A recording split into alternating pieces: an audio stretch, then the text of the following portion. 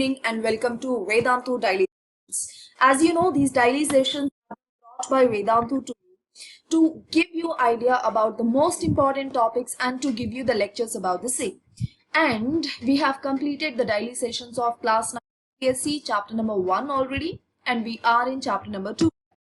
So this is the third video of second chapter, is matter pure. In case you have missed the past two videos of this chapter, please make sure to watch them, because content covered in these videos is something is important in exam point of view, so that may help you out. So let's get started, guys. As you know, in the last class we were talking about different types of mixtures, right? So we have spoken about what an element is, what a compound is, and I gave you the complete flowchart of the classification of matter. And today we are going to talk about the same classification. If you remember, in that classification of matter, I told you about the chemical classification based on which the matter is classified into pure and impure substances. I hope you have the flowchart. That's why I'm not drawing it again. So the pure substances are elements and compounds, but the impure substances are also called as mixtures, which are further classified into two types. You remember all of this, I believe you do, right? That's great then. The homogeneous mixtures and heterogeneous mixtures. So I'm writing from there. I'm talking about the impure form of matter, which is also called as the mixture. And usually when I say mixture, you know how does it look like? It is, I'll take you to an image. You just observe this image closely. Yeah. So there are four images here in one clip. Look at the very first one. Don't read the names. Don't read the names. Just observe the very first one here. You have all red colored dots. Understand that one dot is a particle, so you have all same particles here. Observe the image number 2, this one, the blue ones. So even here you are having the same colored dots, which in turn means that you have same molecule or same particle. Now carefully observe the third image. Yeah, don't read the names, just observe the image here. What do you have here? What do you see here? You see the red dots and also the blue dots, which means you have the red type of particles, also the blue type of particles, right? Are they like apart from each other or something? No, they are present together, correct? They are existing, coexisting, isn't it? Right? But then observe again carefully and tell me, do you see any sort of bond or a linkage between this red blue particles here? Is there some line, dot, anything? No, right? That means what? That means this red and blue colored particles, they are two separate particles existing, coexisting with each other without any sort of chemical bonds, okay? And now, if in case I want to remove these blue particles, it's easy. I don't need to put a lot of effort because the blue particles are still free. They are not chemically combined with something, correct? So this kind of coexistence is called as mixture. If you assume that this red colored particles and the blue colored particles are maybe the sugar and sand particles, both of them are mixed together. So the sugar remains sugar, sand remains sand, but you mix them together. They are coexisting with each other. Are we all clear? That's called as mixture. Now observe the fourth image. This is important, okay? So observe the fourth image. In fourth image, again, we have red dots and also the blue dots, indicating the red particles and also the blue particles. Correct? Yeah. But then, what is the difference between the third image and fourth image? The fourth image, the red and the blue dots are connected. Do you see that connectivity? They are just attached to each other. Correct? Yes. What does this mean? Whenever you see this sort of attachment, you call this attachment as chemical bond. The blue dots and the red dots, rather, the blue particles and the red particles are involved in some sort of chemical bonding. Correct? So now can we call this fourth image as a mixture? I know you have seen the names already, but you apply this logic and tell me, can we call this as a mixture? No. We cannot. Why? Why can we not call this as a mixture? Because mixture is when they are coexisting without any attachments. But now they have attachments or they have chemical bonds. Then what is this? This is a new compound. You have some new compound formed with red and blue particles. It has some different properties than the original elements or maybe than the mixture that we spoke about before. Are we clear?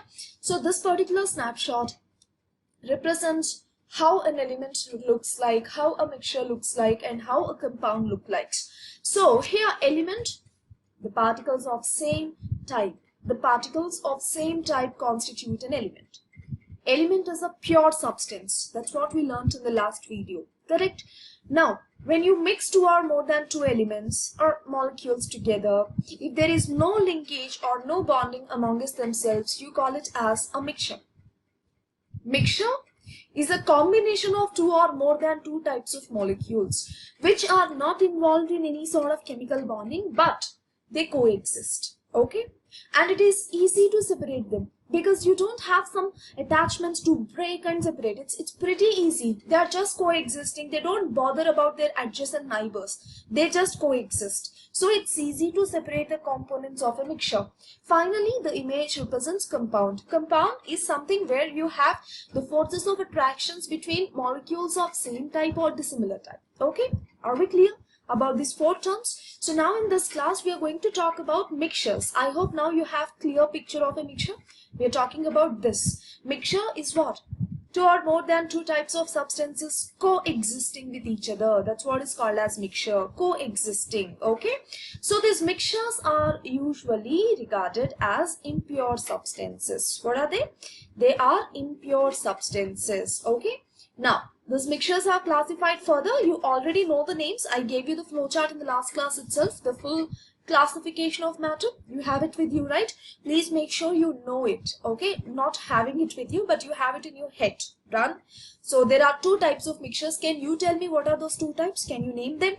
The first one is homogeneous mixture. Correct? Were you also trying to say the same? Then your right answer. Very good. Yeah? Other one is heterogeneous mixture. Homogeneous and heterogeneous. These two are mixtures only, but then what is the point of difference between both of them? I have shown you an image in the last class. I'll try to show the same even now. Yeah. Take a look at this. The homogeneous mixture and the heterogeneous mixture. In case of homogeneous, this is homogeneous. You have the regular or alternative arrangement of all the types of particles. Like they are uniformly or equally distributed. Correct? Heterogeneous is like uniformly distributed. I also gave you examples. Like for example, if you are talking about homogeneous mixture, you can take the example of maybe sugar dissolved into water, maybe salt dissolved into water. Right? If you're talking about heterogeneous mixture, you can talk about sand plus water. How much ever you try dissolving it, they don't dissolve. And sand, at the end of the day, settles down. Correct?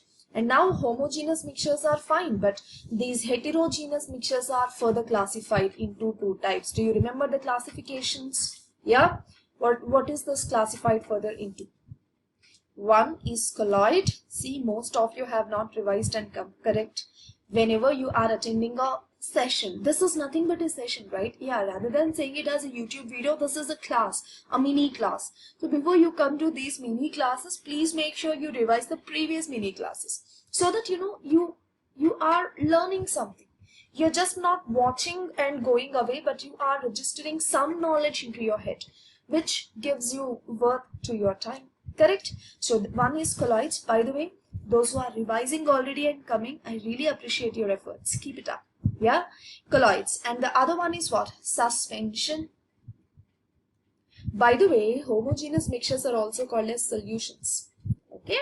So now, solution, colloid, and suspension. These three together are called as mixtures. They are impure substances. Are we clear? So now in chapter number 2, you will be studying a lot about these three types of impure mixtures or three types of impure substances. So you'll study more about solutions, colloids, and suspensions, their properties, the examples, etc., etc. So now what should we do is, let us do the same in this video because that's important to some extent. Okay. So we are just going to have a comparative study, or you can rather call it as differences between solutions, colloids, and suspensions. Okay. So take a look at this image. These images are picked up from the web, of course, for your reference so that you understand the concepts more clearly. Okay. So take a look at this image. Don't see what is written over here. Just see the image. Okay. The very first image, second image, and third image. Okay. And whenever I ask you questions, try to analyze it in the head. Question number 1. out of image number 1, 2 and 3. In which case do you see the dots of smaller size, tiny dots? Image number 1. Correct? Fine. Now, please assume these dots to be the particles. Okay? Please assume the dots to be particles. Alright? Okay. So now in the first image, the particle size is so tiny. In the last image, the particle size is comparatively bigger. And in the mediocre, this middle image, the particle size is, it's not too small as in case of first one. It's not even too big as shown in case of last one. Correct? So, the particle size is the major difference amongst these three images that you have. These three images relate to the term solution, colloid and suspension. Always remember this order. S for solution, C for colloid, S for suspension. S, C, yes. Okay? So in case of solution, how do you determine if something is a solution or not? That's what we are going to understand. To determine something to be a solution or not, just observe. If you get to see the particles of bigger size that your naked eye is able to identify easily, like sand, water. I'll put some sand into water and give it to you. Can you find sand particles? 120%. Correct? Yeah. You can identify. So such mixtures in which the particle size is bigger enough that you are able to see with naked eye, such mixtures are called as suspensions. Look at the particle size, it's too big. Now, if I give you another mixture, say you're talking about milk now. Milk. I know you all know milk. I know it's most of your favorite. Is that? Yeah, I know most of the kids do not like milk, but it's healthy. Drink it. Okay? So now if you are having the milk in your hand. Done? So now observe the milk. Is it transparent?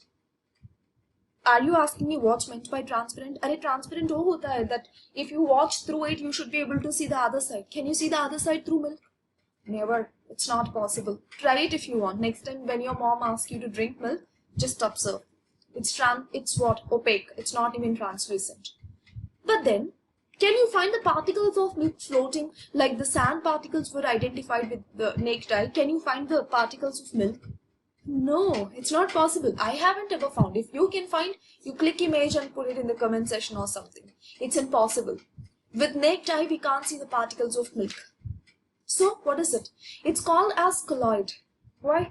Colloid is one such mixture which is consisting of comparatively bigger particles. But then the size of the particle is not identifiable by your eye. You know it's not transparent. You know there is something inside it. You know it is a mixture. But still you're not able to identify the particles. That's colloid. Then what is true solution? I'm sure you know sugar water or salt water. If you don't know, if you haven't ever seen, take a glass of water now, put a spoon of salt, dissolve it and observe. When you observe, question number 1, is that transparent? Of course, it's completely transparent. Can you identify the particles of salt that you dissolved into it? 1, you're not able to identify the particles, but 2, it's also transparent. Why is it this transparent? It is transparent because the particles that you dissolved are very tiny that your eye cannot see it, but it cannot even capture it. It's very, very tiny.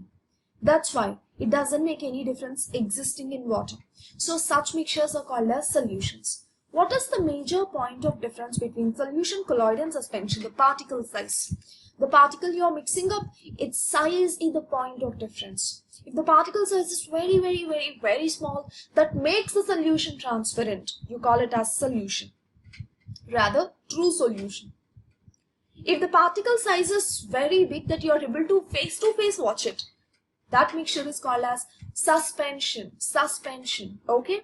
Yes and S. S for solution, very less. S for suspension, very big particle size. The mediocre is called as colloid, where it's not transparent definitely because it's a mixture. But then you can't identify the size, you can't identify the existence of particles. Mediocre size, you call it as colloid. So the major point of difference is particle size. But then how big, how small, how mediocre? We should have a figure, right? We should have a mathematical figure to make the things clear. So here is the mathematical figure. In case of true solution, the particle size is less than 10 power minus 7 centimeters, which means 0.001 0.00001.